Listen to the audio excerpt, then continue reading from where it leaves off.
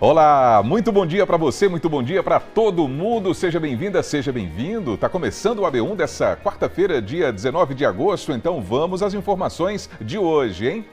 Nessa edição, pessoal, a gente vai trazer informações atualizadas sobre uma tragédia que foi registrada em Gravatá, não é? Uma mulher de 70 anos foi morta pelo próprio filho. Esse crime aconteceu na comunidade do Riacho do Mel nesta terça-feira e chocou a região inteira. A gente vai falar sobre esse assunto aqui no AB1. Bom, ao vivo com a gente tem Fábio Gomes, Aline Melo e Jaira Lima. Entre os assuntos do G1, nessa quarta-feira tem informações sobre um caso de feminicídio registrado aqui no interior do estado, não é isso, Fábio? Infelizmente. Bom dia para você. Oi, Almir, muito bom dia para você, bom dia para todo mundo ligado com a gente aqui nesse AB1 e a gente tem informações sobre esse crime de feminicídio que aconteceu no município de Passira, aqui no Agreste Pernambucano. A Polícia Civil informou que prendeu o suspeito de cometer esse crime em flagrante no município de Carpina, na Zona da Mata de Pernambuco, ainda ontem. Daqui a pouco eu volto trazendo mais detalhes e também falando sobre outros destaques aqui do G1, Almir.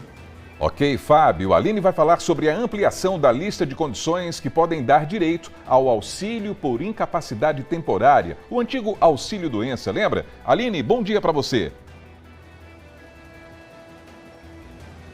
Oi, Almir, muito bom dia para você, bom dia a todos. Pois é, o INSS ele exige que para ter acesso a esse auxílio é necessário ter pelo menos 12 contribuições, mas existe uma lista que dispensa algumas pessoas que tenham doenças e condições específicas. A novidade é que a partir de agora, gestantes de alto risco também estão dispensadas dessa obrigatoriedade. Daqui a pouquinho a gente volta e explica mais sobre essa ampliação, Almir. Isso, Aline. Informações muito importantes também. Jaira vai falar sobre a importância da lei que garante a contratação de pessoas com deficiência no mercado de trabalho. Inclusive, essa lei está completando 35 anos, mas tá longe do ideal. Não é isso, Jaira? Bom dia para você.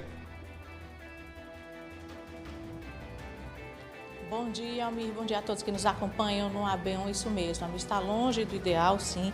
A lei completa 35 anos e é, sem dúvida, um marco aí na inclusão e garantia de oportunidades profissionais para aquelas pessoas que têm deficiência. Daqui a pouquinho eu volto com um advogado especialista no assunto para a gente entender melhor como é que funciona essa lei. E também tem vagas de emprego. Daqui a pouquinho, oportunidades para quem deseja ingressar no mercado de trabalho aqui em Caruaru. Volto já, Almir. Tá certo, Jaira, Aline e Fábio, estamos juntos nesse AB1. E olha, a gente segue de olho também nos problemas da cidade, nos problemas da comunidade. E é o seguinte, pedestres e motoristas que precisam cruzar essa via lá no Xique-Xique aqui em Caruaru têm reclamado demais da situação do trânsito nesse local. Longos engarrafamentos. A gente foi até lá e daqui a pouquinho vamos entender por que são tantas reclamações. Tudo isso e muito mais no seu AB1, que está começando agora.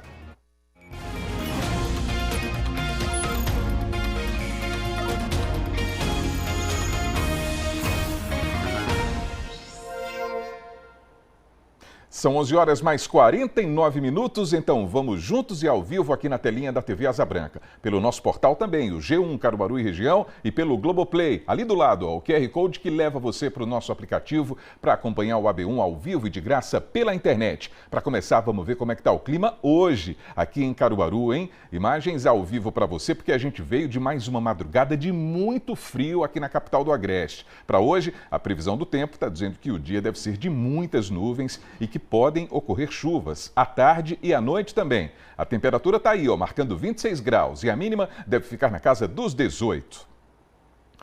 Então a gente começa esse AB1 falando sobre uma tragédia que aconteceu em Gravatá. Um homem tirou a vida da própria mãe, uma idosa, pessoal, de 70 anos. Ele foi preso ainda ontem. A polícia está investigando esse crime horroroso e a nossa equipe foi até lá para acompanhar esse caso. A vítima foi identificada como Amenaide Maria da Silva, de 70 anos. Segundo informações, ela foi morta com golpes de uma ferramenta ainda não identificada dentro da casa onde vivia, na Rua Projetada, no bairro Riacho do Mel. Para os moradores de Gravatá, um crime inacreditável. Não dá para acreditar, né? As penas não pode dizer nada, que eu também não vi nada, né? Mas o senhor conhecia ela? Conhecia, nas antigas, conhecia ela, que ia morar lá no sítio de Vargem Grande. Eu conhecia ela, ele também eu conhecia. Aí quando cheguei aqui hoje na casa da minha ex-mulher, ela disse a mim que morava aqui. O senhor nem acreditou quando soube? Não, sou acreditei não. Acreditei não. Eu nunca esperava de ele fazer uma coisa com a mãe dele, não. Que eu nunca tinha feito, né? E agora de repente fazer, né? De acordo com alguns vizinhos da vítima, mãe e filho que moravam juntos não tinham uma boa convivência. Discutia tudo, mas para acontecer isso... Já tinham tido alguns conflitos? Já. Bebia aí tudo, aí... segunda vez ele tentou continuar sendo evangélico, mas caía, voltava para o evangelho, saía, bebia, mas dessa vez agora... Muito triste, né? Triste demais. O senhor via sempre ela por aqui pela rua? Ela Era uma pessoa tranquila? Tribulada por causa dele. A gente acha os panos ali, os panos, para ninguém ver ela. De tanto que ela sofria com ele. Um crime que ninguém nunca imagina, né? Que vai acontecer assim tão próximo. Não. Foi difícil você entender esse caso aí. Ele sempre foi problemático, né? Ele bebia muito, usava droga. Aí já passou uns dias até fora de casa, ela foi atrás para trazer ele de volta para casa. Ela cuidava dele? Era sempre mãe é mãe, né? Aí aconteceu uma coisa dessa, uma tragédia. Foi triste demais. O principal suspeito do assassinato é o filho de Amenaide, de 53 anos, que foi preso pela Polícia Militar. Ontem, depois da descoberta de que o filho mantinha o corpo da mãe dentro da residência há alguns dias, a área foi isolada pela Polícia Militar para preservar a cena do crime. Peritos do Instituto de Criminalística estiveram no local e realizaram os primeiros levantamentos. A polícia tenta esclarecer o que teria acontecido dentro desta casa. A investigação busca entender a dinâmica do assassinato e, principalmente, o que teria levado o filho a tirar a vida da própria mãe. Depois da perícia, o corpo de Amenaide Maria da Silva foi encaminhado ao Instituto de Medicina Legal, o IML de Palmares, onde deve passar pelos procedimentos necessários.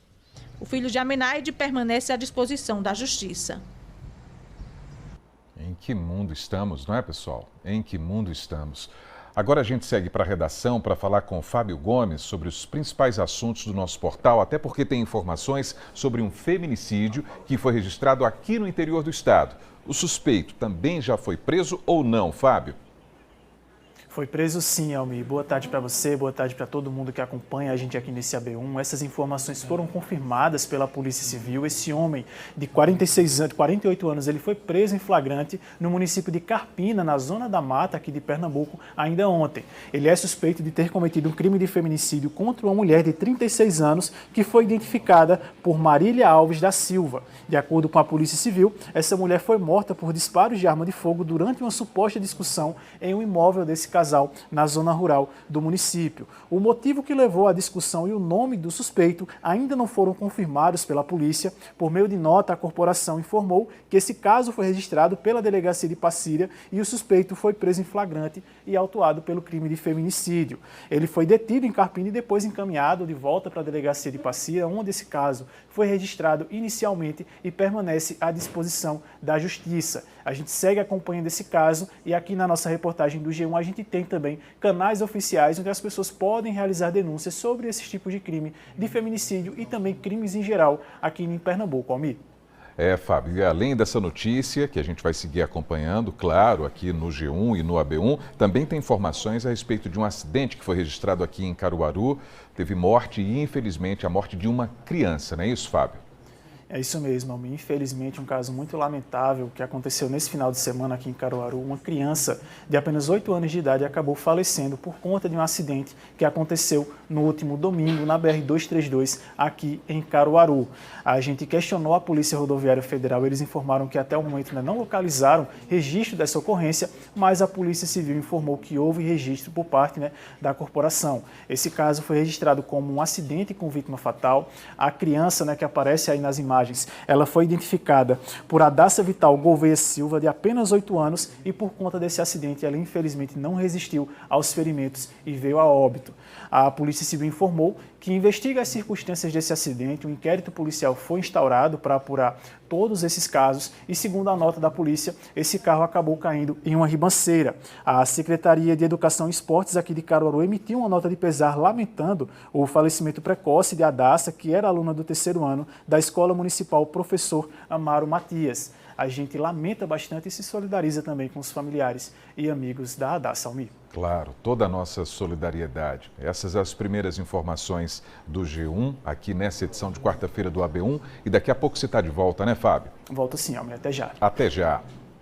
Agora 11 horas mais 56 minutos, pessoal. Vamos em frente para falar agora sobre a lei de cotas para pessoas com deficiência, que existe há mais de 30 anos. Mas olha, a prática no mercado de trabalho ainda está longe do ideal, hein? Enquanto milhões de brasileiros com deficiência buscam emprego no mercado de trabalho, o número de contratos formais no país ainda é muito pequeno, é muito baixo. Jaira Lima está ao vivo com a gente e vai trazer essas informações agora. Jaira, boa tarde para você.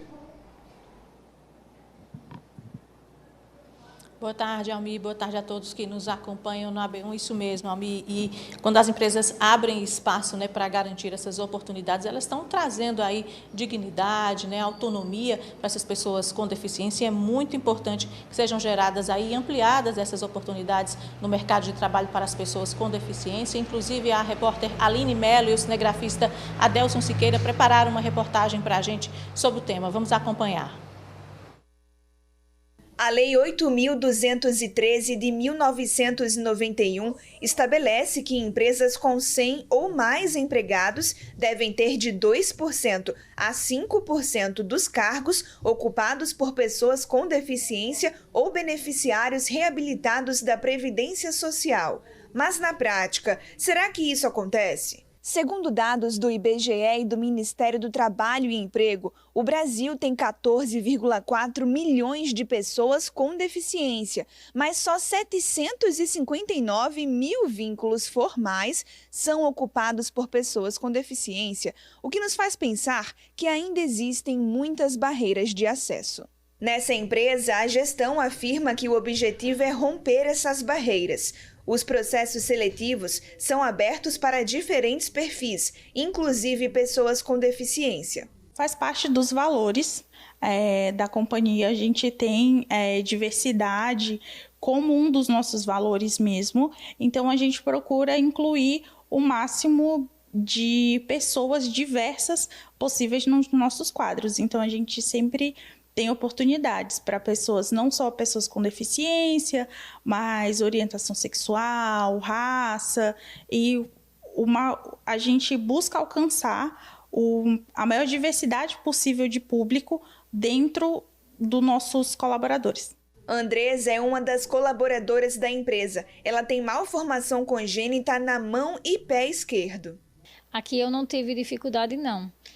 Aqui eu fui bem recepcionada desde o início até hoje em dia. Porém, eu fiz entrevista em outras empresas e, assim, a gente vê que tem um pouco de...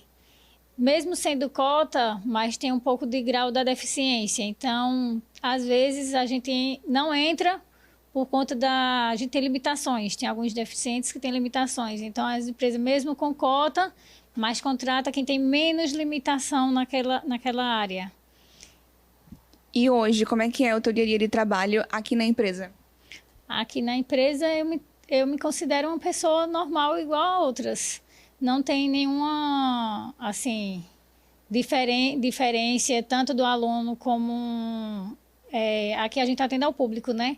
Como as pessoas, do funcionário ao zelador, todo mundo igual. Não me sinto diferente de jeito nenhum. Essa outra empresa tem menos de 10 funcionários, mas também se preocupou em aplicar inclusão no quadro de colaboradores. A inclusão social, independente do grau de desenvolvimento cognitivo de um colaborador, ele faz parte também de forma direta e indireta dentro da empresa. Então, nós prezamos por esse valor humano dentro da nossa empresa. E qual que é o histórico da empresa no que se diz respeito à contratação de pessoas com deficiência? Esse é o nosso primeiro colaborador, né? Que, coincidentemente, a gente está tendo essa oportunidade, está iniciando conosco agora. Esse foi o primeiro dia de trabalho do Juan. Ele tem espectro autista e TDAH e afirmou estar animado com a oportunidade. Hoje é seu primeiro dia, né? A gente pode falar de expectativa. Para você que está começando hoje, o que é que você espera desse trabalho? O que é que você espera aprender aqui? Eu espero aprender e poder ajudar a empresa. Vai ser boa porque eu posso ganhar meu dinheiro para ajudar em casa e também fazer faculdade.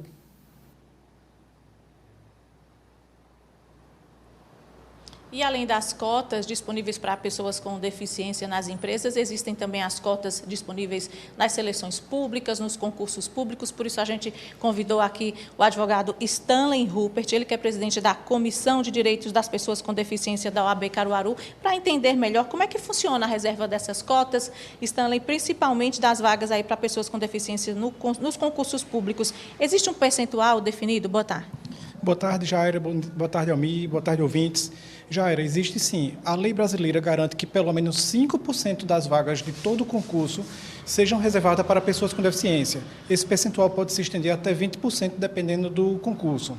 E aí, além da reserva das vagas, o candidato PCD pode solicitar também adaptações para realizar a prova? Sim. Veja só, a partir do momento que há uma inscrição de um candidato PCD no concurso, a própria banca organizadora do concurso deve providenciar a adaptação para ele. Antigamente era necessário que a pessoa com deficiência provasse e requeresse essa adaptação, mas a legislação mudou agora há pouco e atualmente a própria banca é compromisso dela adaptar o exame, as provas para essa pessoa com deficiência de acordo com a sua limitação. E no caso quando é concurso público com prova de aptidão física, né? Como é que faz para garantir a avaliação, que ela seja justa, que seja respeitada aí as limitações da pessoa com deficiência? Toda pessoa com deficiência que vai participar de um concurso público que necessita de uma avaliação física, ela tem direito a uma adaptação razoável para a sua condição. Apenas há uma exceção, se aquela função ou aquele cargo exigir necessariamente a aptidão física para aquela função. Por exemplo, no caso de bombeiro ou policial que necessita da força física, aí sim ela não teria direito a essa adaptação. Mas, por exemplo, agora recentemente em março, teve um candidato com nanismo que foi reprovado numa prova de salto. Ele não conseguiu fazer 1,65 m. O STF, através do ministro Alexandre de Moraes, mandou reanalisar essa eliminação, porque considerou que, para o cargo de delegado da Polícia Civil, não há necessariamente a obrigatoriedade de que ele seja aprovado nessa fase. Até porque, hoje em dia, a gente tem um avanço muito grande dos crimes digitais e hoje entende-se que um delegado de Polícia Civil pode, sim, exercer a sua função no seu gabinete, através de um computador, de um celular ou de outros meios eletrônicos. E essa pessoa com nanismo não estaria impedida de realizar esse tipo de atividade. Muito bem. Stanley, quem é que define os critérios? Como é que funciona essa avaliação de deficiência durante o concurso? A Lei Brasileira de Inclusão, de 2015, ela estabelece que toda deficiência deve ser avaliada por um critério biopsicossocial. E o que é isso, Jaira? Esse critério, ele analisa além do laudo médico. É preciso que seja feita uma análise por uma equipe multidisciplinar, onde será avaliado, além da questão médica, se as barreiras que essa pessoa enfrenta no seu dia a dia, no seu trabalho, no caso do concurso, impedem ela de participar em paridade com as demais pessoas. Caso seja comprovado que sim, ela passa a ser considerada pessoa com deficiência. Além do que, a gente tem várias leis específicas aqui no Brasil que estabelecem que algumas condições já são consideradas pessoas com deficiência. Por exemplo, a questão do autismo. Segundo a Lei Berenice Piana, toda pessoa com autismo é considerada pessoa com deficiência para todos os fins legais. Muito obrigada. Stanley Rupert está aqui comigo. Almi, a gente dá uma pausa aqui nesse tema, mas daqui a pouquinho eu volto com outro assunto, viu? Com você aí no estúdio. Tá certo, Jaira. Muito obrigado por essas informações, né? Muito obrigado ao advogado que participou conosco também. É isso, tudo começa no respeito, não é, Jaira? Em relação a essas questões do mercado de trabalho, né? Em absorver, receber essas pessoas com deficiência. A competência não pode ser medida pela deficiência, não é? Não tem nada a ver e é muito importante a gente seguir acompanhando também esse direito, porque se trata de uma lei. É isso, Jaira. Valeu, até daqui a pouco. Vamos aos problemas da comunidade agora, porque no Xique-Xique aqui em Caruaru, pedestres e motoristas têm reclamado demais, pessoal, da situação do trânsito na principal via do bairro, hein? A nossa equipe foi até lá para a gente ver como é que está essa situação, para a gente entender direitinho. Olha só. Quem dirige pela estrada do Xique-Xique diariamente sabe que em horários específicos o caos aparece. Tanto que o repórter cinematográfico Robson Santos fez estas imagens antes do fim da tarde. Pelo que se vê, um panorama tranquilo. Mas, após as 5 horas, olha só como a situação muda. Não é possível ver fluidez a todo instante. Pelo contrário, são vários registros da nossa câmera em que tudo para. Podemos imaginar as causas para isso. Nos últimos anos, essa área de Caruaru cresceu bastante. A movimentação de veículos fica intensa na estrada do Xique-Xique, que é visivelmente estreita demais para quem quer um trânsito mais organizado. E o que os motoristas acham disso? Péssimo, viu? Péssimo. Ponto agora mesmo fui entrar aqui, foi uma briga ali esperando para poder entrar, para poder abastecer aqui. Sempre agonia. Quando é horário de pico de movimento, meu amigo, para passar aqui é um caos. É rotineiro e estressa? Todos os dias. Todos os dias. Só não mais no domingo, mas durante a semana é péssimo. Precisa de mudanças aqui? Ah, com certeza, urgente. Mas só falar não adianta, né? Tem que colocar em prática, né? É complicado porque é um transtorno para o cabo atravessar. De manhã, quando a gente sai para o trabalho, para poder a gente pegar a própria via mesmo para ir para o trabalho, quando pega um motorista que espera, ainda ajuda. E tem uns que não espera, você fica bem meia hora para poder você entrar na via para poder ir para o trabalho. Às vezes chega até atrasado no trabalho. E o trânsito fica nesse para-para também? É, fica complicado. Haja paciência, hein? Haja paciência. E assim como já vem ocorrendo em outros bairros da cidade, a Prefeitura projeta que a criação de um binário neste acesso ao Vila Andorinha e Xique-Xique possa ser uma solução adequada. Por isso, a administração do município contratou uma empresa especializada por R$ 9.450.000. A vigência do contrato é de 2 anos e a empresa terá que montar um projeto e implantar infraestrutura de pavimento e de pontos de drenagem ao longo desta via, que tem se mostrado fundamental na ligação com o restante de Caruaru. Tem que ter bastante paciência, além de ter os motoqueiros que não respeitam até mesmo a passagem, fica ultrapassando e até a gente tem que dobrar a atenção para não acontecer uns acidentes. Acho que a Prefeitura tem que estudar mudanças aqui. Com certeza, de preferência até fazer uma nova via para diminuir até o fluxo. Ivaneide não estava nem dirigindo, mas como pedestre também sofre os efeitos deste trânsito sem harmonia. Ela estava aguardando a filha no ônibus escolar. Aqui é todos os dias que eu tenho de vir pegar minha menina, que daqui a pouco ela chega, no ônibus. Aí, para mim atravessar, eu queria muito que fosse uma faixa de pedestre, porque aí talvez os carros vejam a faixa e parem, porque eles não param, eles não obedecem. Sem isso é um sufoco todo dia? Sufoco, você vai ver, se você ficar aqui, você vai ver, vai ser uma agonia. Talvez vocês aqui, eles vão parar, mas não para. Às vezes a gente tem que botar o braço, perna, tudo para eles poderem parar. Mas eles não param, eles não obedecem. Pois, do jeito que Ivaneide falou, a gente acompanhou. Ela aguardou a chegada do ônibus escolar com a filha Raíssa. Quando foi atravessar, nesta ocasião, não teve problemas. Acreditamos que a presença da câmera fez os condutores pararem rápido para a travessia das duas. Enfim, é mais um ponto a se considerar nesta ação, no trânsito daqui. Exatamente, importante acompanhar tudo assim de perto, como a gente viu com o Franklin em Portugal, não é? Sobre essa situação aí, a gente pediu uma resposta à Prefeitura de Caruaru. A Secretaria de Obras informou que a previsão para a instalação do binário nesse setor é ainda para esse ano, hein? E a gente vai seguir acompanhando tudo. Olha, agora a gente vai para o Momento WhatsApp, hein? Quem mandou um vídeo para a gente foi o Arlindo Flávio, ele mora no José Liberato e está reclamando da situação de um poste na rua Emílio Zapata. Vamos ver.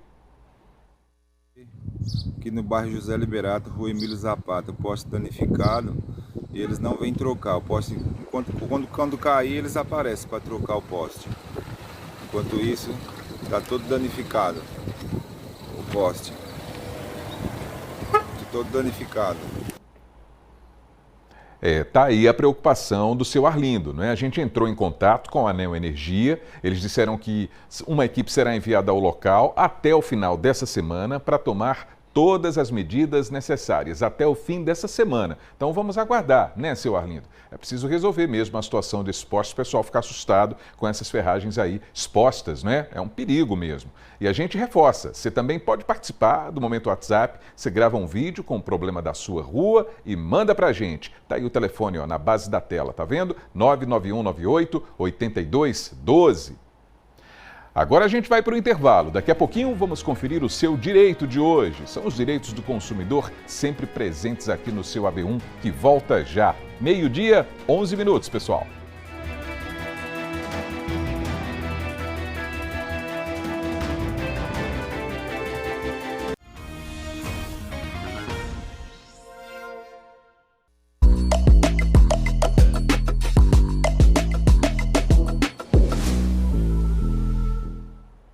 Então, está na hora do seu direito aqui no AB1. Hoje vamos falar sobre a seguinte situação: móveis que chegam incompletos para montagem. O que fazer quando isso acontece? Porque é um transtorno mesmo. A gente compra, já fica na maior expectativa para aquele móvel chegar e aí está incompleto, não dá para montar. Então, a Aline Mello está ao vivo com a gente e vai falar sobre esse assunto agora. Não é isso, Aline? Boa tarde para você. É isso, Almi, mais uma vez, boa tarde para você, boa tarde a todos. Hoje a gente tem um relato de uma consumidora que comprou um conjunto de móveis pela internet, mas aconteceu justamente essa situação. Vieram peças faltando, ela tentou recorrer, não conseguiu até agora esse retorno, reenvio das peças que ficaram faltando. Ela contou essa história detalhadamente para a gente. Vamos assistir. Eu comprei um quarto para minha bebê, isso já faz uns 4 meses já isso. Aí na montagem das peças veio faltando, a cômoda veio completa, mas porém o guarda-roupa veio faltando. Aí entrei em contato com a loja, aí eles davam um prazo, quando eu voltava nesse prazo não chegava. E assim vai, e já faz 4 meses e nada. Vim aqui no Procon, eles me deram um prazo. Aí mandaram voltar hoje e até agora nada das peças faltantes da mercadoria. Olha só que situação, a gente imagina que ela tenha comprado antes do nascimento da filha, né? E agora ficou sem o quarto necessário para bebê. O que ela e outras pessoas que estão passando por uma situação como essa podem fazer? É isso que a gente entende agora com o nosso advogado especialista. Niverson, muito obrigada pela presença. Nesse caso, qual que é o primeiro passo? As peças vieram faltando, o que o consumidor deve fazer já para ter esses direitos assegurados? Niverson, muito boa tarde para você. Boa tarde para você e para todos que nos acompanham. Esse é o típico caso de descumprimento da oferta. Foi ofertado para ela um prazo para entrega e esse produto veio com vício. Então essa situação se enquadra em no mínimo 2 artigos do Código de Defesa do Consumidor, o 18 e o 35. Cabe à consumidora, no momento que verificou o vício de faltando as peças desse móvel, abrir a reclamação, como foi o fato, e a empresa cumprir a oferta que foi feita. Como não foi feito, e como a própria consumidora já falou, 4 meses, cerca de 4 meses, esse prazo já extrapolou demais o prazo limite para sanar o problema do vício, a consumidora ela pode pedir o dinheiro de volta e, inclusive, cobrar indenização em virtude de todo o transtorno que ela está passando, se ela teve alguma despesa a mais, porque, como você bem relatou, se tratava de um bebê, então o bebê precisaria inicialmente, a depender, obviamente, se for o berço ou algo dessa natureza, ela acabou tendo uma despesa a mais, ela pode registrar a reclamação inicialmente no Procon, a empresa vai ter um prazo de 20 dias para apresentar os esclarecimentos, ou até mesmo propor um acordo com essa consumidora, e ela vai optar se ela quer o dinheiro de volta corrigido monetariamente, se ela quer o cumprimento forçado da oferta, como prevê o artigo 36 do Código de Defesa do Consumidor, ou se ela quer desconto naquele valor que ela pagou para aquele produto, para adquirir um outro produto naquele mesmo estabelecimento. Coisa que seria difícil, porque depois de você perder a confiança no estabelecimento, dificilmente ela iria querer um outro produto. A gente percebe que o tempo de espera foi longo, né? Ela relatou que foi 4 meses. A lei estabelece algum período limite, algum período específico em que essa devolução, em que esse reenvio deveria ser realizado? Esse caso remonta a 2 irregularidades, para responder diretamente sua pergunta. Quando um produto ele apresenta um vício, o artigo 18 prevê um prazo de 30 dias para que esse vício seja sanado. Então esse prazo já foi totalmente desrespeitado. E também no artigo 35, que fala sobre a questão da oferta, a empresa que vendeu a ela o produto ofertou para ela uma determinada quantidade de dias para entregar aquele produto. Perfeito, funcionando, instalado na casa dela. Essa oferta também foi desrespeitada. Então a gente aconselha a consumidora e outros casos também semelhantes. Guarde a nota fiscal, tire prints e guarde todos os comprovantes da oferta que foi feita para você, com relação a preço, forma de pagamento, com relação à data de entrega prevista. guarde tudo, porque caso aconteça alguma irregularidade, ela pode registrar a demanda inicialmente no PROCON, ou caso ela queira, pode procurar diretamente a Justiça também. Niverson, muito obrigada pela sua participação. Esclarecimentos essenciais para a consumidora e para outras pessoas também que estejam passando por uma situação parecida, né? Isso, Almir, esse foi o seu Direito de hoje. Por isso que é tão bom esse quadro, não é, Aline? Tão importante, né? Toda quarta-feira aqui no AB1. Valeu, muito obrigado. E está na hora de voltar à redação para saber quais são os outros assuntos do nosso portal nessa quarta-feira. Não é isso, Fábio Gomes? É isso mesmo, Almir. Outros destaques que a gente traz aqui no G1, um deles é a respeito de uma ação da Polícia Rodoviária Federal que aconteceu ontem à noite aqui na BR, né, do interior de Pernambuco. A polícia conseguiu resgatar mais de 500 animais silvestres que seriam comercializados aqui em Caruaru. A gente recebeu inclusive imagens, fotos, vídeos que foram registrados pela polícia, né, no momento em que eles estavam contabilizando esses animais. Isso aconteceu na BR-423 em Iati. Um homem de 29 anos e uma mulher de 27 foram detidos nessa ação. O nome dessa dupla não foi divulgado, mas a polícia confirmou que esse homem ele já havia sido detido outras 4 vezes pelo mesmo crime, né, que é justamente estar transportando esses animais silvestres para estar realizando a comercialização. De acordo com a PRF, as equipes estavam fazendo uma fiscalização na altura do quilômetro 140 da rodovia quando abordaram essa caminhonete que aparece nas imagens que estava carregada, né, com esses engradados. Quando os agentes chegaram perto do veículo, eles sentiram um forte cheiro, né, de fezes de pássaros e também verificaram que havia ali resquícios de alpiste, né, que é um alimento comum para esses animais. Eles fizeram a verificação e acabaram encontrando aí esses vários animais. Ao todo foram 584 animais silvestres que foram resgatados, 555 eram aves e outros eram jabutis que estavam também sendo transportados em algumas gaiolas. Esses animais foram encaminhados ao IBAMA para serem cuidados e devolvidos à natureza, e essa dupla foi levada para a delegacia de Garanhuns e podem responder por tráfico de animais silvestres, receptação, maus tratos e associação criminosa. Aqui no G1 a gente tem mais detalhes sobre essa ação e para conferir também essas informações é só ficar de olho no nosso portal, Almir. Perfeitamente, Fábio, perfeitamente. Olha, com essas variações climáticas, essas últimas chuvas dos últimos dias e tudo, tem alguma nova informação da APAC no G1 a respeito aqui do interior, por exemplo? Tem sim, Almir. A gente continua monitorando aqui a situação das chuvas no interior de Pernambuco, né? E a atualização que a gente traz é a respeito de um comunicado da APAC, né? A Agência Pernambucana de Águas e Climas, que é justamente sobre a previsão de chuvas ainda aqui no interior. 2 regiões, tanto o Agreste como também a Mata Sul do estado de Pernambuco, continuam aí em estado de atenção por conta das fortes chuvas, né? Esse comunicado foi feito na noite de ontem e vale até às 5h30 da tarde dessa quarta-feira, com possibilidade de renovação. Através das redes sociais, a agência informou que é esperado que esse sistema de chuvas deve continuar ativo, né, durante a manhã de hoje e enfraquecer durante a tarde e começo da noite. Em entrevista para a TV Globo, o meteorologista da APAC, o Romilson Ferreira, disse que a previsão é que o mês de agosto tenha menos chuva, porém, a chuva que ainda acontecer nesse mês será bem significativa. A gente está acompanhando nesse momento imagens que foram registradas, né, nas chuvas que atingiram o interior de Pernambuco entre a noite da segunda-feira e a terça-feira. Nessa imagem em questão, a gente acompanha, né, alguns estragos que aconteceram no município de Bonito, aqui no Agreste Pernambucano. Por lá, um dos reservatórios, né, um açude, acabou rompendo por conta do volume das águas. O fluxo da água, né, que seguiu pela zona rural acabou danificando, né, destruindo parte de uma casa e também arrastou um veículo. Nessa outra imagem, né, que é justamente na zona urbana do município, a gente consegue perceber que algumas ruas ficaram bastante alagadas, né, os moradores tiveram esses transtornos. Nós entramos em contato com a Defesa Civil, eles informaram que não há registro de ferido ou de pessoas desalojadas, mas claro, a gente segue sempre acompanhando aqui da redação a situação da chuva no nosso interior e também divulgando essas orientações da APAC e dos outros órgãos, né, que fazem esse monitoramento para o nosso público, Almir. A gente segue acompanhando tudo. Essas informações sobre clima, sobre tempo, são sempre importantes demais para a gente seguir monitorando. Muito obrigado, viu, Fábio? Um bom trabalho para você aí na redação e até amanhã. Obrigado, Almir. Bom trabalho para você também e uma excelente tarde para todo mundo que acompanha a gente. Valeu!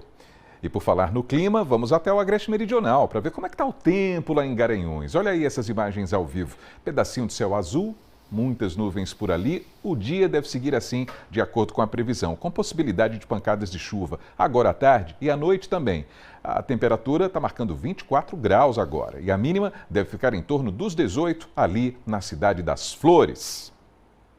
Meio-dia, 22 minutos. E quem trabalha em escritório ou passa uma boa parte do tempo ali em frente ao computador, com o ar-condicionado ligado, reclama daquela sensação de ressecamento nos olhos e também na pele. Não é assim? Então, alguns cuidados básicos podem ajudar a evitar esses problemas. Acompanha com a gente. Por aqui, a concentração no trabalho é total. Todos de olhos nas telas para não perder nenhum detalhe do serviço. Para garantir o conforto no ambiente, o ar-condicionado permanece regulado em 21 graus. Mas passar o dia inteiro exposto ao aparelho pode trazer consequências para a pele. Por isso, Lívia não abre mão dos cuidados. Eu normalmente costumo sempre passar o protetor e o hidratante. Inclusive, o meu tá aqui do lado. O ar-condicionado, ele vai aumentar o ressecamento da pele. E aí esse ar-condicionado, durante várias horas por dia, ele vai piorar esse ressecamento. Usar hidratantes não só no dia que vai trabalhar, né? No dia a dia mesmo, para melhorar a barreira cutânea. E essa barreira da pele já bem protegida, né? Bem hidratada, ela vai diminuir os danos que esse ar-condicionado pode trazer no dia a dia. Você pode até trazer também para o trabalho alguns hidratantes, eles têm para reaplicação mais fácil em bruma, por exemplo, que é tipo uma aguinha. E aí é uma maneira da gente diminuir esses problemas aí relacionados ao ar-condicionado. Além do ar-condicionado, quem trabalha em ambientes fechados também precisa ficar atento à iluminação. A exposição à luz das telas, somada à iluminação artificial dos escritórios, pode causar danos à pele. Podem piorar manchas e desencadear manchas em pessoas que já têm tendência. Paciente que tem melasma, aquelas manchinhas escuras no rosto, eles podem piorar por causa dessa radiação que a tela emite. E também da iluminação branca.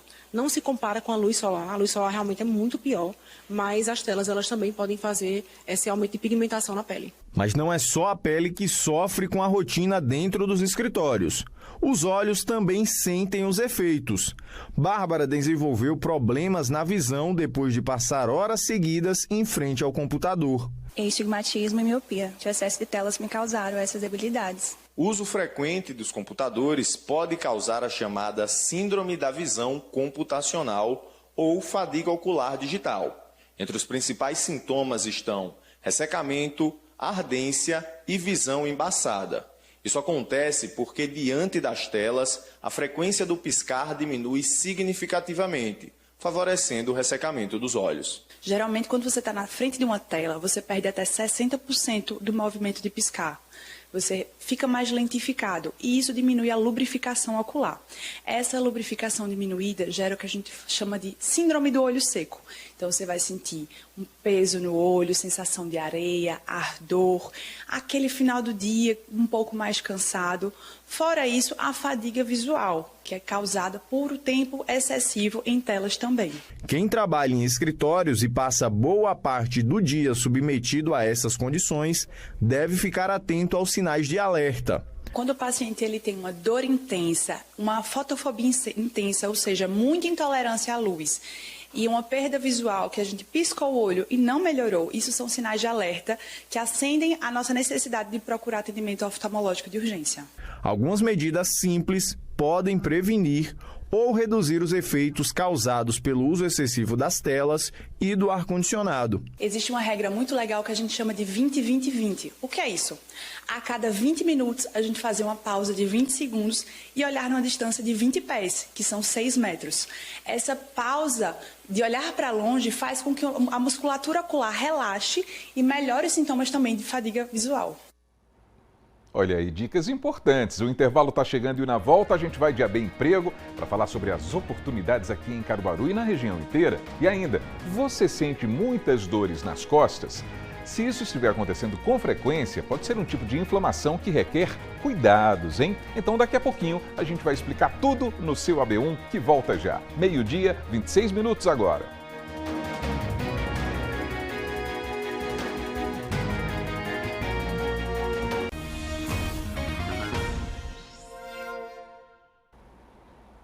Então o seu AB1 voltou, meio-dia, 28 minutos. Vamos aproveitar para dar uma olhadinha na movimentação do trânsito. Tem imagens aí ao vivo para a gente dar uma olhada? Tem sim, imagens aqui de Caruaru. A gente percebe uma certa lentidão, não é um sinal aí pela internet, mas a gente tem uma ideia pelo menos da movimentação nesse cruzamento da Agamenon Magalhães aí com a Gonçalo Coelho, lá no bairro Maurício de Nassau. E agora vamos dar uma olhadinha na previsão do tempo em algumas cidades da nossa região, começando aqui pelo Agreste, município de Palmeirina. Olha lá, ó, mínima de 17 graus, a máxima pode chegar aos 25, hein? Jaqueira fica na Zona da Mata, mínima de 19 e máxima de 26 graus. Seguindo para o Sertão, tem Carnaúbeira da Penha, mínima de 20 e máxima de 31 graus. E a gente vai seguindo com o seu AB1.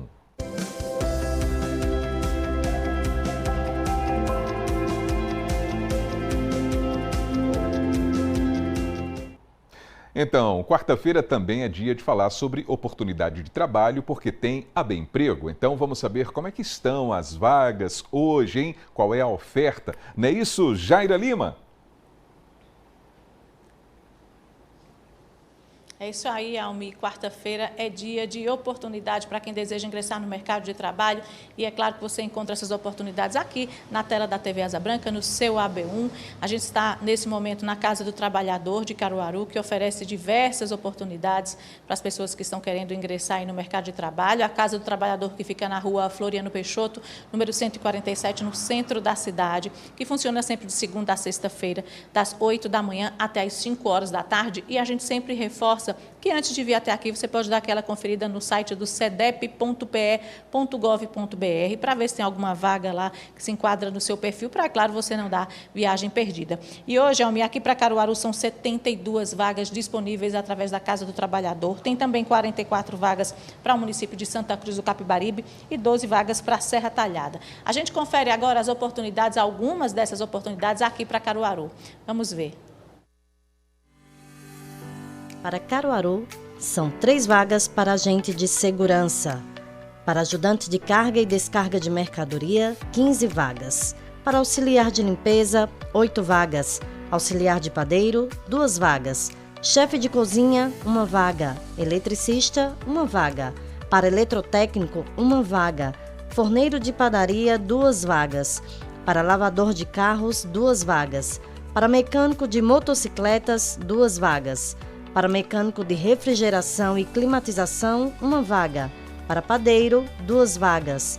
Para pedreiro, 3 vagas. Para supervisor de operações logísticas, 1 vaga. Técnico de edificações, 1 vaga. Tecnólogo em gastronomia, 1 vaga. Vendedor interno, 12 vagas. Operador de telemarketing receptivo, exclusiva para PCD, 15 vagas. E agora a gente confere as oportunidades para o município de Santa Cruz do Capibaribe. São 10 vagas para servente de obras, 7 vagas para pedreiro e 4 vagas para carpinteiro. Em Serra Talhada, no sertão do estado, também tem oportunidade para você que deseja ingressar no mercado de trabalho. São 3 vagas para garçom, 2 vagas para motorista entregador e 2 vagas para atendente de balcão. Almir.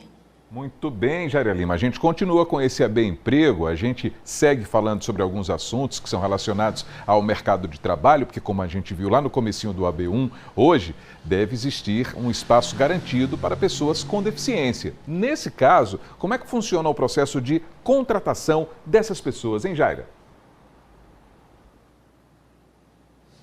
Pois é, Almi, a lei de cotas, né, como ela é conhecida, ela foi criada em 1991 e aí ela prevê que as empresas com mais de 100 funcionários devam contratar pelo menos uma pessoa portadora de deficiência, uma pessoa com deficiência. A gente vai conversar agora mais uma vez com o Stanley Rupert, ele que é advogado e é presidente da Comissão de Direitos das Pessoas com Deficiências da OAB aqui em Caruaru. Stanley, para começar, eu queria que você falasse para a gente quais são essas empresas, né, obrigadas a contratar profissionais PCD e como é que funciona essa exigência. Jaira, como você bem falou, a legislação prevê que as empresas com mais de 100 funcionários, obrigatoriamente, ela tem que contratar pessoas com deficiência para o seu quadro pessoal. A lei determina que de 2% a 5%, dependendo do tamanho dessa empresa. Mas é importante a gente chamar a atenção que as empresas com menos de 100 funcionários, elas também podem contratar pessoas com deficiência. Elas não são obrigadas, mas podem. Seria uma forma muito bacana de a gente ver a inclusão acontecendo na prática.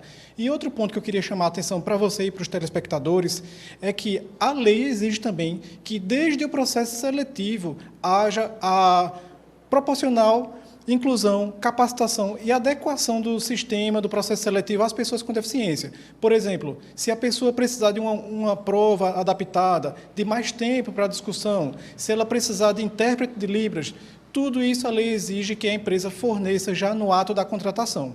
Stanley, é importante também capacitar os funcionários dessa empresa, né? Porque muitas vezes tem um ou dois só funcionários que, por exemplo, uma pessoa que é surda, ela tem essa dificuldade para socializar lá dentro da empresa também, de ser ouvida. Então, é importante que a empresa também pense no todo, né? Em que as pessoas possam estar se capacitando para atender também esses novos funcionários. Exatamente, é muito importante, porque às vezes a pessoa com deficiência ela é contratada, mas ela termina ficando isolada naquele ambiente de trabalho. Imagine que em uma empresa com mais de 100 funcionários, se a gente tem uma pessoa surda e ninguém ali entende Libras, que é a língua brasileira de sinais, essa pessoa surda ela vai ficar isolada. E para a gente promover uma maior inclusão, seria muito interessante que as empresas capacitem também os seus colaboradores no aprendizado da Libras. E aí, quais são os principais direitos, né, trabalhistas garantidos ao trabalhador com deficiência? Todos aqueles direitos já garantidos aos demais trabalhadores, mas também se a pessoa precisa, por exemplo, de consulta terapêutica periódica, se ela precisa de um tempo reduzido, se ela precisa também de adaptação, por exemplo, na questão de autistas, que são considerados pessoas com deficiência também, muitas vezes eles podem desempenhar o trabalho em home office, e se isso for mais adequado para a empresa e para ele, também pode ser dado esse direito a essa pessoa. Se a pessoa é uma pessoa com deficiência visual, e ela precisa de equipamentos que possam ser adaptados a ela para fazer leitura de tela, leitura de documentos. Todos esses direitos são garantidos por lei e as pessoas têm direito de ter garantido esse direito. Stanley, e o que é que pode acontecer com a empresa que não cumpre essa legislação de contratação da pessoa com deficiência? Ela pode sofrer penalidades pelo Ministério do Trabalho. É obrigação do Ministério do Trabalho fiscalizar essas empresas. E caso a pessoa com deficiência também se sinta prejudicada e não tenha havido a fiscalização do Ministério, ela pode procurar os seus direitos na Justiça do Trabalho. Perfeito. Muito obrigada. Eu conversei com o Stanley Rupert, ele que é advogado e presidente da Comissão de Direitos das Pessoas com Deficiências da OAB aqui em Caruaru. Muito bacana trazer essa pauta hoje, né, Almir, para que as pessoas com deficiência se sintam ouvidas de fato, né, e aceitas e que possam encontrar um ambiente acolhedor para trabalhar e desenvolver o seu trabalho. Volto contigo, Almir, lembrando que quarta-feira que vem, segunda e quarta, tem a Bem Emprego também aqui na tela da TV Asa Branca. Perfeitamente, Jaira, perfeitamente. Valeu demais, hein? Muito importante o Bem Emprego de hoje também, tratar desse assunto. Valeu. E a gente agradece ao advogado que conversou com a gente ao vivo, né, Jaira? Muito obrigado. E olha essa informação, pessoal. O Ministério da Previdência Social ampliou a lista de condições que podem dar direito ao auxílio por incapacidade temporária, ou seja, o antigo auxílio-doença, lembra? A Aline Mello continua com a gente ao vivo e vai falar sobre esse assunto agora, né, Aline? É isso, Almir. Uma das exigências do INSS para que as pessoas tenham acesso a esse auxílio é a contribuição de pelo menos 12 meses. Porém, existe uma lista que dispensa algumas pessoas dessa obrigatoriedade. A novidade para ampliar o acesso está justamente nessa lista. E a gente entende agora com o nosso advogado especialista que está aqui para ajudar a entender e esclarecer melhor essas mudanças. Felipe, muito boa tarde, obrigada pela presença. Nos conte aqui qual foi a alteração, o que muda a partir de agora. Boa tarde, Aline, Almir, aquele que nos assiste. De fato, essa é uma lista que já existe há algum tempo, passou por muito tempo com 15 doenças, há cerca de 2 anos foi aumentado para mais 2, o AVC e o abdômen agudo, e agora, mais recentemente, desde o mês passado, a gravidez de alto risco. Então, são doenças que isentam a carência. O que é a carência? Exatamente como você disse, a contribuição por pelo menos 12 meses. Você precisa ter a qualidade de segurado, que é outra coisa, ou seja, você precisa ter pelo menos uma contribuição, a Previdência Social, ser inscrito no INSS, e essa contribuição aí, ela não pode ser de muito tempo, pelo menos 1 ano de antecedência. Então, por isso, a lei foi criada, essa portaria já existia, e a inclusão agora da gravidez de risco, que é um reconhecimento da legislação para aquelas pessoas que têm as chamadas doenças agudas, graves, que normalmente acontecem de forma rápida, surpresa, né? Consequentemente, não há necessidade e tempo para contribuir as 12 contribuições. Por isso, a redução aí e a isenção da carência.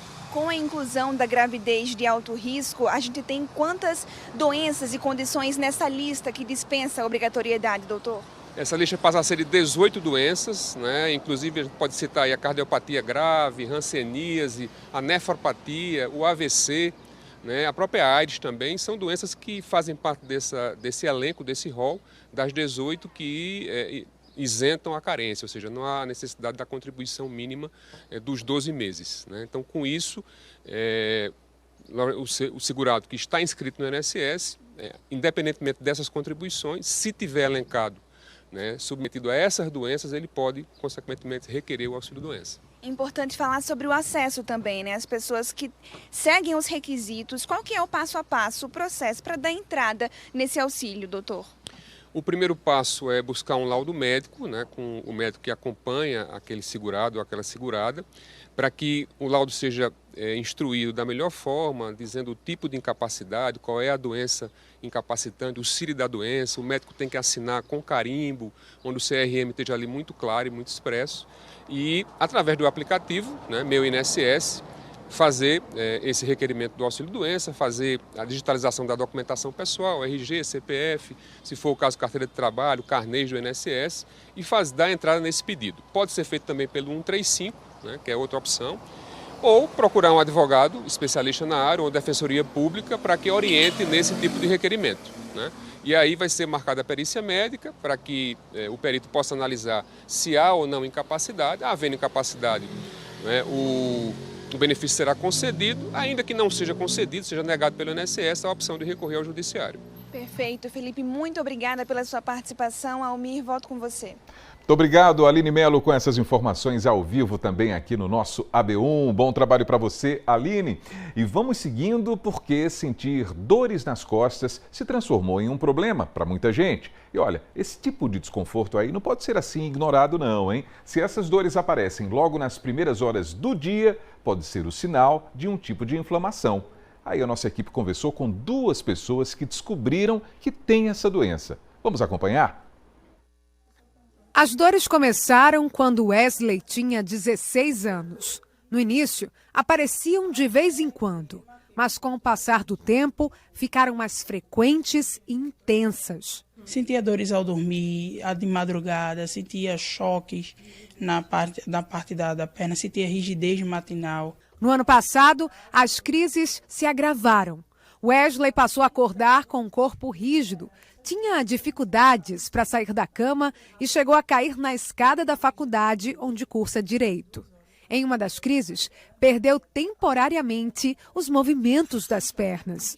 Encontrar o diagnóstico correto não foi fácil. Primeiro, os médicos acharam que era hérnia de disco. Hoje, com 22 anos, Wesley só descobriu o que ele tinha depois de muitos exames.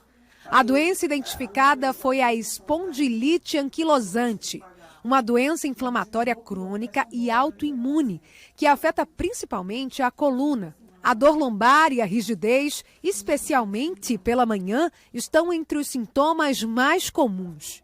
Quando vem essa fadiga, é como se fosse uma depressão, só que não é uma depressão, sabe?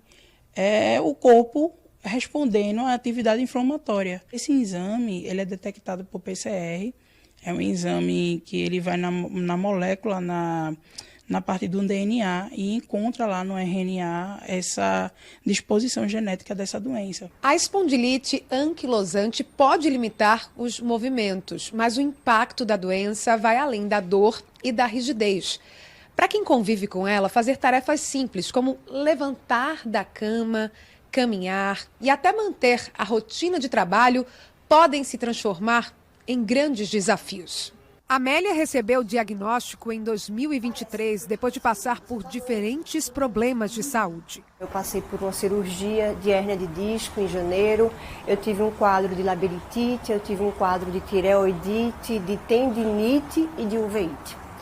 E foi no quadro da uveíte, da inflamação da úvea, que eu descobri, então, o diagnóstico da espondilite anquilosante através do positivo no HLA-27. Hoje, aos 35 anos, ela precisa manter uma rotina de cuidados e recebe a cada 8 semanas um medicamento imunobiológico usado para controlar a doença. Ela é fundamental, ela é essencial para que hoje, inclusive, eu esteja aqui conversando com você de perna cruzada e com esse blazer. Ao receber o diagnóstico, Amélia resolveu fazer um vídeo e compartilhar nas redes sociais. Esse relato forte sobre a doença sensibilizou o Wesley, que já havia sido aluno dela na graduação de Direito. A mensagem do Wesley dizendo que se sentiu acolhido e fortalecido com o meu vídeo me fez tomar a decisão de deixar o vídeo na rede social e de ser muito mais atuante na defesa dos direitos das pessoas que são portadores de doença grave, das pessoas que têm espondilite anquilosante. Amélia também criou um grupo com outras pessoas que têm a espondilite anquilosante, uma forma de todos se fortalecerem. O grupo, com 2 semanas de criação e sem que eu tivesse feito algo muito ativo para que ele tivesse a divulgação e a proporção, ele está com quase 250 pessoas de todo o Brasil, espalhadas do Brasil inteiro. A gente compartilha as dores, sem sombra de dúvidas. Nós compartilhamos os direitos que nós temos, mas a gente compartilha principalmente as conquistas. Então é um grupo onde nós estamos entre pares, onde as pessoas podem se sentir, assim como o Wesley se sentiu com o meu vídeo, acolhidas e fortalecidas. É preciso estar atento. E nessa quinta-feira tem o AB Saúde. A gente vai falar sobre artrite e artrose. As palavras são parecidas, mas os diagnósticos são bem diferentes, pessoal. Olha só. Você sabia que dores nas articulações podem ser sinal de doenças diferentes? E você sabe qual a diferença entre artrite e artrose? No AB Saúde de amanhã, você vai entender como identificar os principais sintomas, conhecer as opções de tratamento e descobrir por que o diagnóstico precoce é fundamental para garantir mais qualidade de vida a quem convive com essas doenças. É isso, e tá na hora do fato ou fake. A gente vai falar sobre uma publicação que fala sobre um suposto novo programa do governo federal que daria direito a indenizações de até R$5.000. Será mesmo? E também vamos falar sobre uma mensagem que está circulando na internet dizendo que o TSE vai usar um novo modelo de urna eletrônica nessas eleições. Olha só.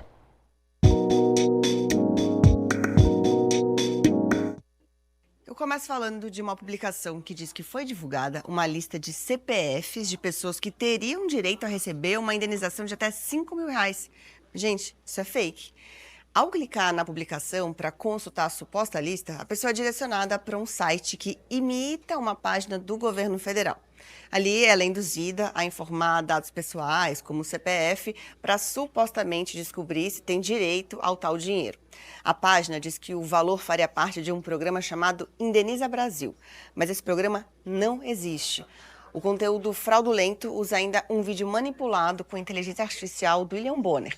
Os golpistas alteraram o áudio para imitar a voz do apresentador e atribuir a ele declarações que ele nunca fez sobre o falso programa. O Fato ou Fake procurou a Secretaria de Comunicação Social da Presidência da República, que confirmou que a publicação é falsa, que o programa Indeniza Brasil não existe e alertou para o risco de golpe financeiro. E tem outro post falso circulando nas redes sociais. Ele diz que o TSE anunciou um novo modelo de urna eletrônica para esse ano, a auditoria de código-fonte e a presença de observadores internacionais nas eleições de 2026. Mas essa publicação engana. Primeiro, é fake que haverá um novo modelo de urna nesse ano. O TSE informou que este ano serão usados 4 modelos, todos já utilizados em eleições anteriores. E as outras 2 medidas citadas na publicação não são novidade. Os códigos-fontes das urnas e dos sistemas eleitorais já estão abertos para inspeção desde outubro do ano passado. Esse é um procedimento previsto na legislação eleitoral. E a presença de observadores internacionais também já acontece há anos. Para 2026, inclusive, o TSE já credenciou representantes de organizações internacionais para acompanhar o processo eleitoral. Você já sabe, para saber tudo que é fato ou fake, acesse o G1.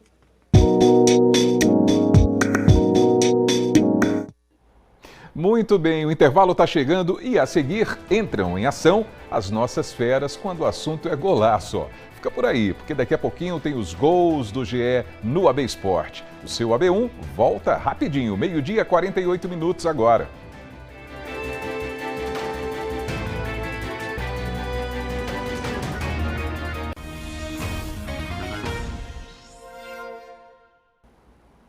Olha aí, o seu AB1 voltou, 12h50 agora. Vamos dar mais uma olhadinha no trânsito.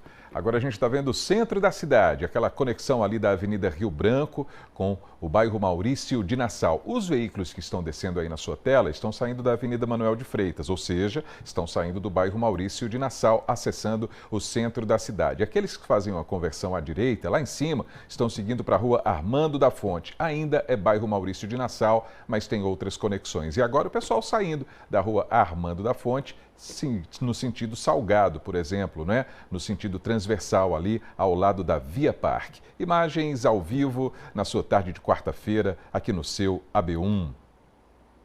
E olha que legal, o documentário Empeleitada, co-dirigido pela cineasta indígena Micaele Chucuru, está representando o município de Pesqueira na mostra competitiva do Festival de Cinema de Gramado, pessoal. A gente recebeu um vídeo da Micaele falando sobre o sentimento de estar participando desse festival grandioso, hein? Veja. Dizer que é uma emoção, uma alegria estar aqui hoje no Festival de Cinema de Gramado, representando o nosso coletivo de audiovisual Urubá Filmes, né, trazendo a nossa história, fazendo com que a nossa história ecoe para além das fronteiras do nosso território, fortalecendo assim todo o processo de luta e de reconquista do nosso território. Estou enquanto diretora, né, do longa Empeleitada, junto com os parceiros de luta Serginho e Chiquinho, da Símio Filmes, né, um trabalho coletivo que se deu início lá em 2018 e foi executado de forma coletiva. Que legal, né? Muito boa sorte para ela. E olha, tirar foto hoje em dia é bem fácil, né? É só pegar o celular e pronto, já foi. Mas a primeira fotografia da história deu muito trabalho e está completando 200 anos em 2026. Por isso hoje é o Dia Mundial da Fotografia. E para celebrar essa data, a gente vai conhecer quem vai na contramão da pressa. Porque tem gente que deixa o celular de lado e faz questão de usar as máquinas fotográficas pela nostalgia, pela qualidade e pelo prazer de todo aquele processo antes do clique. Antes dos filtros e dos cliques rápidos, a fotografia era um exercício de contemplação. Cada imagem carregava a certeza de que aquele momento merecia ser guardado em um álbum. Enquanto a maioria das fotos hoje nasce e morre na tela do celular, tem quem prefira preservar o ritual de fotografar. Larissa, por exemplo, herdou da mãe uma Cybershot e uma Handycam do início dos anos 2000. Desde então, trocou a pressa dos smartphones pelo ritmo mais lento das câmeras que guardam muito mais do que pixels, eternizam histórias. Tem algumas filmagens e fotos que estão, inclusive, né, nas câmeras, na filmadora de 2011. Então tem coisas minhas, das minhas irmãs, né? Traz uma nostalgia, acho que até a textura, a cor que vai saindo também me lembra muito da época que, né, eu via minha mãe tirando foto de mim, registrando coisas. Este ano a fotografia completa 200 anos e na Universidade Católica de Pernambuco ela ainda nasce como nas primeiras décadas da história, com luz vermelha, produtos químicos e tempo. Aparecendo a imagem. É uma experiência mágica para essa juventude que veio no mundo digital. Então, quando eles chegam aqui, que eles passam pelo processo de revelar o filme, de ampliar a foto, e eles visualizam o nascimento da imagem, né, é extremamente emocionante. Nos cursos de comunicação da Universidade Católica de Pernambuco, nós utilizamos o laboratório químico e hoje é um dos poucos, né, nas instituições brasileiras. Então, a gente procura preservar a história da fotografia, os processos fotográficos. Aqui o processo é o oposto do que a gente vive hoje. Não existe tela para conferir o resultado, não existe botão para apagar e tentar de novo. Cada clique exige paciência, espera e um cuidado que ensina uma coisa muito importante. Nem toda memória precisa ser rápida, como no flash, para ter valor. Uma lata de leite vira câmera e o que parece simples registra e revela uma imagem. A gente costuma usar também uma técnica chamada pinhole, que é fotografar com latas. Então isso dá uma ideia do processo para os alunos. Então a gente pega uma lata, introduz um papel fotográfico, né, e fotografa com ela. Então é meio mágico também, né? Nos últimos anos, o Beco do Fotógrafo no centro do Recife passou a receber uma geração que provavelmente nem chegou a viver a época de ouro dessas câmeras. Modelos fabricados nas décadas de 40 e 70. E também a famosa Lambi Lambi, que marcou o início da fotografia de rua no Brasil no começo do século XX. Depois de um longo período de queda nas vendas e do fechamento de muitas lojas, a procura por aparelhos analógicos e digitais voltou a crescer. Jorge é técnico e trabalha com conserto, compra e venda de câmeras fotográficas antigas. Ninguém esperava mais que voltasse. Eu, como técnico, não esperava e creio que alguns fotógrafos também não esperavam que isso voltasse. Mas voltou sim, inclusive das câmeras pequenas também. O pessoal muito guardou na gaveta e também está voltando como a analógica, que está muito forte. Hoje, com a procura, tem gente aí pedindo questão de 3, 4, 5 mil reais, dependendo do modelo da câmera. Mas onerou demais o preço. Quando fazemos um salto no tempo para 2026, nos deparamos com imagens que desaparecem em 24 horas. Mas ainda assim, há quem escolhe esperar pela revelação da foto e viver todo esse processo com um olhar mais atento e tranquilo. É o caso de Davi. O estudante já se prepara para trabalhar com fotografia e audiovisual. Com o analógico, ou com câmeras mais mecânicas, especificamente, a gente consegue algo diferente do que só uma foto. A gente consegue uma expressão artística, de forma genuína, né? E isso é o que mais me apaixona. É trazer uma visualização, uma expressão diferente para algo a partir de uma imagem, né? Eu acho que isso é o que me deixa mais satisfeito. Essa tendência tem explicação. Em um mundo em que tudo acontece ao mesmo tempo, fotografar voltou a ser um exercício de presença. Porque além dos alunos, né, dos jovens procurarem desacelerar para contemplar melhor o processo fotográfico, é o interesse pelo próprio processo, né? Então, tem sido um momento muito rico da aula de fotografia para esses jovens hoje, porque eles apreciam a fotografia analógica.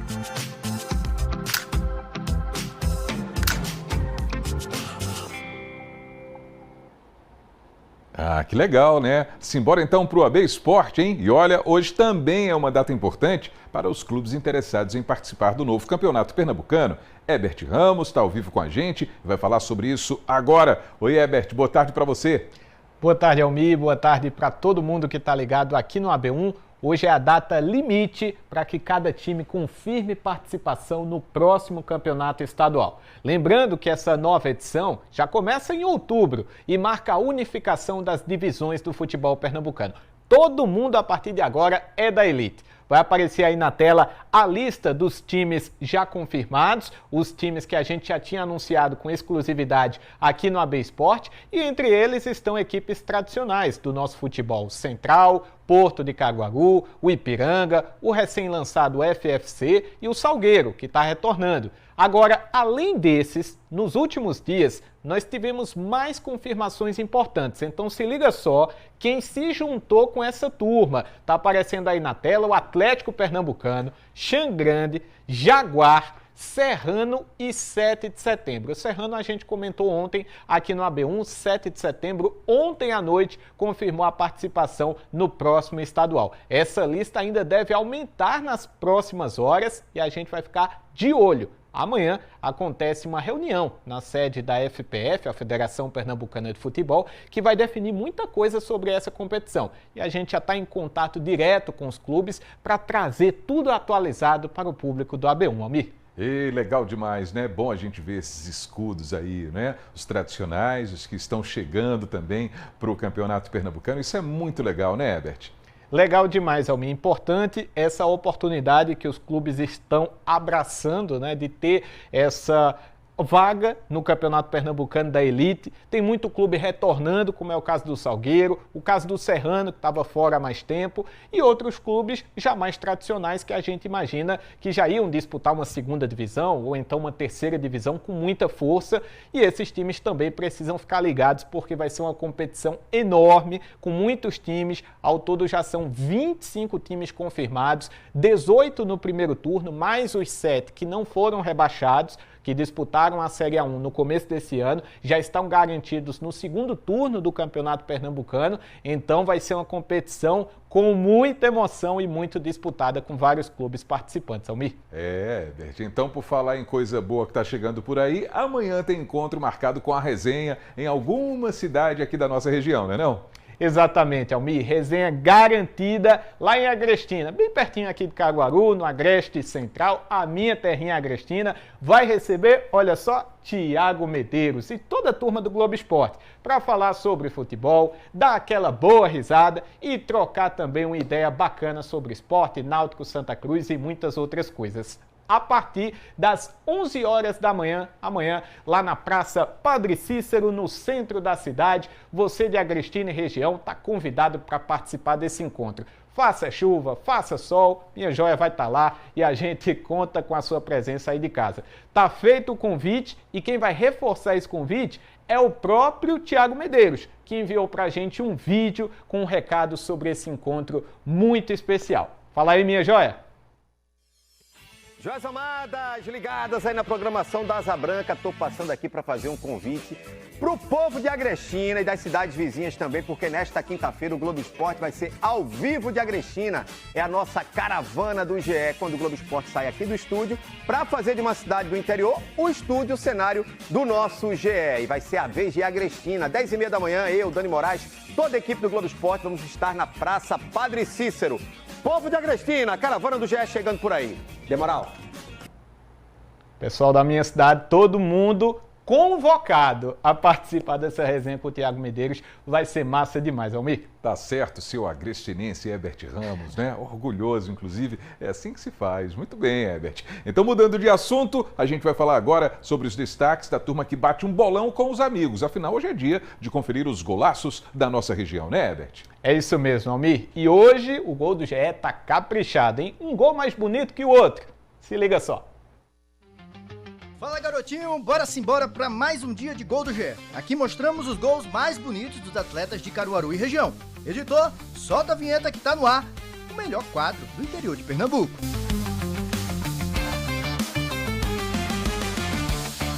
O primeiro gol é do Thiago. E meu amigo Thiago, que tapa, viu? Chapou na pelota. E agora reparem que o jogador da barreira fica com medo da bolada, não pula e a bola passa exatamente ali. E morreu no fundo das redes. No ângulo, viu? Golaço, Thiago. Mais um gol em Garanhuns. Agora é a vez do Thalisson brilhar. Jogada coletiva. Achei que eu tava vendo a Espanha jogar. Bola de pé em pé até chegar no nosso camisa 10. Ele puxa pra direita, não chuta, fintou. Vai pra onde, jogador? E finaliza dando aquela biquetada na bola. Camisa 10, né? Toca nele que ele resolve. Terceiro gol em Garanhuns. E é do Lincoln. Disseram pra mim que o apelido dele é Véi Ranzinza. Agora eu também ficaria ranzinza se eu fizesse um gol desse, meu amigo. Pisar no chão? Que isso? Bola rolada pra trás. Que tapinha de 3 dedos foi esse, jogador? Que carinho com a bola. Que lindeza, papai. Tá justificado, Lincoln. Defendo você. Mas eu não vi nenhum ranzinza não, viu? O sorrisinho dele no final, olha. Olha, o coraçãozinho, que bonitinho. O povo tá implicando contigo, Lincoln. Continua fazendo gol assim e mandando pra gente. Agora, sempre com esse sorrisinho aí, hein? Parada agora em Canhotinho. A mamãe coruja Valesca mandou o vídeo do filhote Pietro, que deu um balaço cobrando falta. Que eu só vi a bola quando já tava no fundo do gol. E não sou eu não, viu? O goleiro também nem viu. Golaço, Pietro. Valeu vocês por mandarem o gol pra gente. Chegamos em Caruaru, no bairro do Salgado. O golaço agora é do Wendel. A jogada começa com o time de laranja roubando a bola no ataque e o Wendel recebendo livre na grande área. De costas pro gol, ele levanta a bola e não, meus amigos, ele não vai encher o pé. Ele não vai isolar, ele vai encobrir o goleiro. Goleirão, chega cá, bora tomar um cafezinho? A pessoa sai de casa pra agarrar sério, né? E a galera faz um negócio desse. Goleirão, eu entendo você, viu? Mas golaço! E com essa pintura, encerramos mais uma edição do Gol do GE. Semana que vem tem mais. Fui!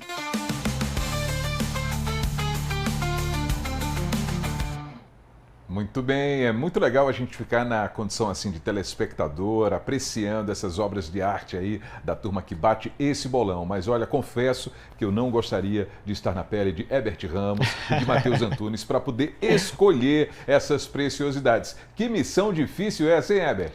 É uma missão bem difícil, Almir, até porque a gente recebe dezenas de vídeos todas as semanas. Inclusive, fica aqui o reforço do convite para todo mundo participar. Às vezes você não tem um vídeo de um gol seu gravado, mas você tem um gol de um colega, você tem um gol de um amigo, de um familiar. Olha o contato, está aparecendo aí na sua tela, o 992049424. Esse é o contato do GE, você pode enviar o vídeo do gol, enviar também o nome de quem fez o gol e também quem pode ali ser mencionado aqui como autor desta pintura. A gente sempre exibe aqui, é bacana demais, Almir, a gente ter esse quadro, a gente poder mostrar a festa ao redor da região. E fica o convite, na próxima quarta-feira tem Gol do GE, tem mais AB Esporte e a gente vai ter muita pintura para mostrar por aqui. Eu vou ficando por aqui, Almir. Na próxima quarta-feira tem Gol do GE e amanhã tem AB Esporte e eu volto com mais informações. Até a próxima. Combinado, Herbert. Abração para você, até amanhã. E daqui a pouquinho tem o Panorama CBN. A gente vai conversar com Karine Oliveira. Ela é professora do Instituto Maria da Penha. A gente vai falar sobre as formas de enfrentamento à violência contra a mulher. O Panorama começa às 2 horas na rádio que toca notícia. E assim termina o nosso encontro, seu AB1 dessa quarta-feira. Mas a gente volta a se encontrar amanhã, se Deus quiser, né? A partir das 11h45. Valeu, pessoal. Até lá.